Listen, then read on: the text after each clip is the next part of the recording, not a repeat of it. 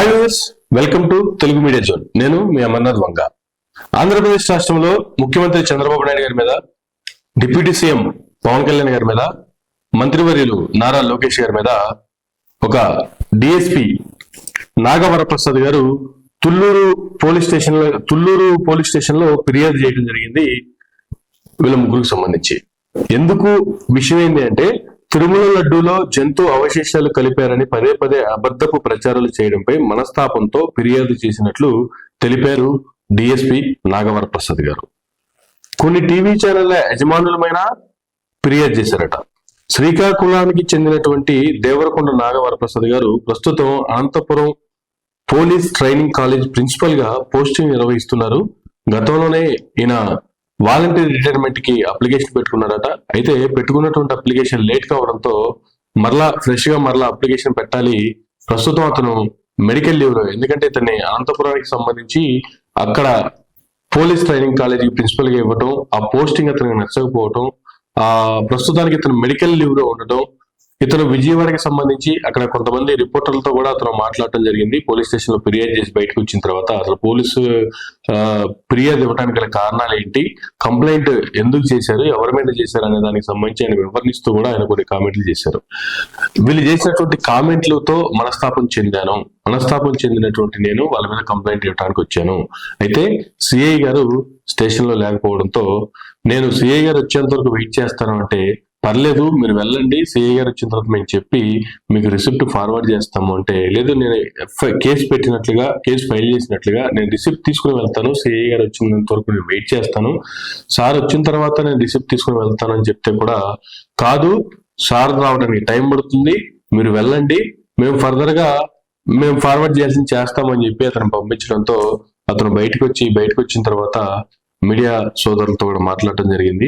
ఈ కామెంట్లన్నీ కూడా ఆయన ఎందుకు కేసు పెట్టవలసి వచ్చింది, ఎందుకు ఫైల్ చేయాల్సిన పరిస్థితి వచ్చింది, ఆయన ఏంటి, ఎక్కడి నుంచి వచ్చారు, శ్రీకాకుళం ప్రాంతానికి చెందినటువంటి వ్యక్తి, ప్రస్తుతం ఆయన విజయవాడలో నివసిస్తూ ఉన్నారు. ఆయన పోస్టింగ్ అనంతపురంలో ఇవ్వడం వల్ల ఆ పోస్టింగ్ ఆయనకి నచ్చక ఆయన మెడికల్ లీవ్ లో ఉన్నటువంటి నాగప్రసాద్ గారు ప్రస్తుతం మెడికల్ లీవ్ లో ఉన్నారు. ఆయన ఇంకా వాలంటరీ రిటైర్మెంట్ తీసుకోలేదు. ఈ లోపు అతను మనస్తాపం చెంది ఈ రకమైనటువంటి కామెంట్లు ముఖ్య పదవుల్లో ఉన్నటువంటి ఈ కీలకమైనటువంటి వ్యక్తులు చేయటం వల్ల నేను మనస్తాపానికి గురి చెందటం వల్ల నేను వచ్చి కంప్లైంట్ చేయడం జరిగింది అనేటువంటి ఆయన ఇచ్చినటువంటి వివరణ. సో మరి దీన్ని ఆ తుళ్ళూరు పోలీస్ స్టేషన్ సిఐ వచ్చిన తర్వాత దీన్ని ఫైల్ చేసే అవకాశం ఉంటుందా, లేదు కేసు పెట్టినటువంటి ఇతని మీద యాక్షన్ తీసుకునే అవకాశం ఉంటుందా, లేదు ఇతను ఇమీడియట్ గా సస్పెండ్ చేయండి అని చెప్పి అతని మీద సస్పెన్షన్ వెయిట్ వేసే అవకాశం ఉంటుంది. ఎందుకంటే గతంలో అనంతపురంలోనో కడపలోనో ఒక పోలీసు కానిస్టేబుల్ హెడ్ కానిస్టేబుల్ ఆయన సీఎం గారి మీద కేసు పెట్టడం జరిగింది. ఆ తర్వాత అతని మీద యాక్షన్ తీసుకుని అతను సస్పెన్షన్ చేయడం కూడా జరిగింది. మరి ఇప్పుడు ఇతను మళ్ళా సీఎం గారిని, అలాగే డిప్యూటీ సీఎం గారిని, అలాగే మినిస్టర్ నారా లోకేష్ గారిని యాడ్ చేస్తూ ముగ్గురు మీద కలిపి, అలాగే కొన్ని మీడియా సంస్థల మీద కూడా ఆయన కేసు ఫైల్ చేయడం జరిగింది. దాన్ని తీసుకుంటారా, స్వీకరించడం అనేది నెక్స్ట్ సిఐ గారు వచ్చిన తర్వాత ఈయన పెట్టినటువంటి కంప్లైంట్ ని పరిశీలించి ఆ తర్వాత దాన్ని మీద ఎటువంటి యాక్షన్ తీసుకుంటారు ఏందనేది ఆధారపడి ఉంటుంది. కాబట్టి ఫస్ట్ ఇవన్నీ పక్కన పెడితే ఈయనైతే కేసు పెట్టడం జరిగింది. ఆ కేసుకి సంబంధించి ఆయన కొన్ని వివరాలు కూడా మీడియాకి తెలియజేయడం కూడా జరిగింది. సో ఇవన్నీ పక్కన పెడితే ముఖ్యమంత్రి గారు చేసినటువంటి వ్యాఖ్యలు, డిప్యూటీ ముఖ్యమంత్రి గారు చేసినటువంటి వ్యాఖ్యలు, మినిస్టర్ గారు చేసినటువంటి వ్యాఖ్యలు అతన్ని బాగా బాధకు గురి చేశాయి. దానికి బాధకి లోనైనటువంటి అతను వెళ్ళి కంప్లైంట్ చేయడం జరిగింది అనేటువంటిది కూడా ఈ కంప్లైంట్ యొక్క సారాంశం. చూద్దాం మరి రాబో రోజుల్లో ఈ కంప్లైంట్ మీద ఎటువంటి యాక్షన్ తీసుకునే అవకాశాలు ఉన్నాయి ఏంటి అనేది. మేబీ దీన్ని వైఎస్ఆర్సీపీ ఏమన్నా తనకు అనుకూలంగా మలుచుకునే ప్రయత్నం చేస్తుందా, లేదు మేము వచ్చిన తర్వాత మేము ఎవరిని వదిలిపెట్టమనేటువంటి కామెంట్లు కూడా ఇప్పటికే వైసీపీ అధినేత జగన్మోహన్ రెడ్డి గారు చేసి ఉన్నారు.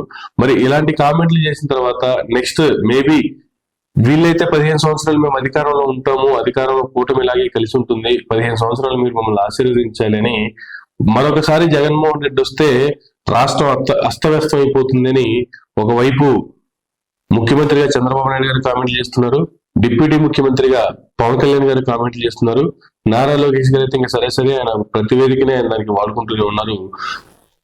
టీటీడీ చైర్మన్ గా ఉన్నటువంటి బిఆర్ నాయుడు గారు కూడాను ఆయన కొన్ని ఇంటర్వ్యూల్లో కూడా ఆయన అదే పని చేశారు, అవే కామెంట్లు చేశారు. ఆ తర్వాత వేరే ఛానల్స్ ఇస్తున్నటువంటి ఇంటర్వ్యూలో మీరు గత ఇంటర్వ్యూలో మీరు ఈ విధంగా కామెంట్లు చేశారు అని అడిగితే కూడా still I stand for that. Jaganmohan Reddy వస్తే రాష్ట్రం నాశనం అయిపోతుంది, దీనికి నేను కట్టుబడి ఉన్నాను, ఆ కామెంట్కి నేను కట్టుబడి ఉన్నాను. ఇప్పుడు కూడా నేను అవే కామెంట్లు చెప్తున్నా. ఆ కామెంట్లకి, గతంలో చేసిన కామెంట్లకి నేను కట్టుబడి ఉన్నా, ఇప్పుడు చేస్తున్న కామెంట్లకి కట్టుబడి ఉన్నా. జగన్మోహన్ రెడ్డి అనే వ్యక్తి మరోసారి ముఖ్యమంత్రి అవ్వడానికి వీల్లేదు అనేటువంటి కామెంట్లే ఆయన కూడా చేస్తూ ఉన్నారు. మరి ఈ లడ్డూ చుట్టూతా ఇంత వ్యవహారం జరుగుతున్నప్పుడు కల్తీ జరిగిందా లేదా అనేదాన్ని ఫైనల్ చేయాల్సినటువంటి ముఖ్య నేతలు, టిటిడి చైర్మన్ గా ఉన్నటువంటి నాయుడు గారు రకరకాల వ్యర్థాలు దీంట్లో కలిసేయని ఇష్టానుసారమైనటువంటి కామెంట్లు ఏ విధంగా చేస్తారు? కల్తీ జరిగితే జరిగిన దాన్ని ప్రూవ్ చేయాలి, దానికి సంబంధించినటువంటి బాధ్యులైనటువంటి వారి మీద చర్యలు తీసుకోవాలి. కానీ ఇక్కడ మోటో ఏంటి? జరిగింది బానే ఉంది, కానీ దీంట్లో జంతువులు గెలిచింది, ఫిష్ ఆయిల్ గెలిచింది అని రకరకాల కామెంట్లు చేస్తూ భక్తుల యొక్క మనోభావాలు దెబ్బతినే విధంగా మాట్లాడటం కావచ్చు. నాలాంటి భక్తులకి అది మనోవేదన కలిగిస్తూ తీవ్ర బాధకు గురి చేసింది కాబట్టి దానిపై స్పందిస్తూ నేను కంప్లైంట్ చేయడం జరిగిందని అంటూ కూడా డిఎస్పీ నాగప్రసాద్ గారు ఆయన ఇచ్చినటువంటి వివరణ.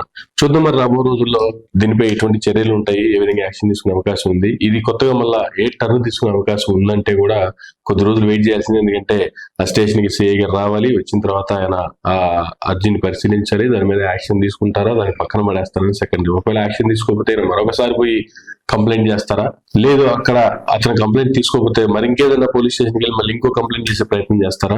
చూద్దాం. Thank you.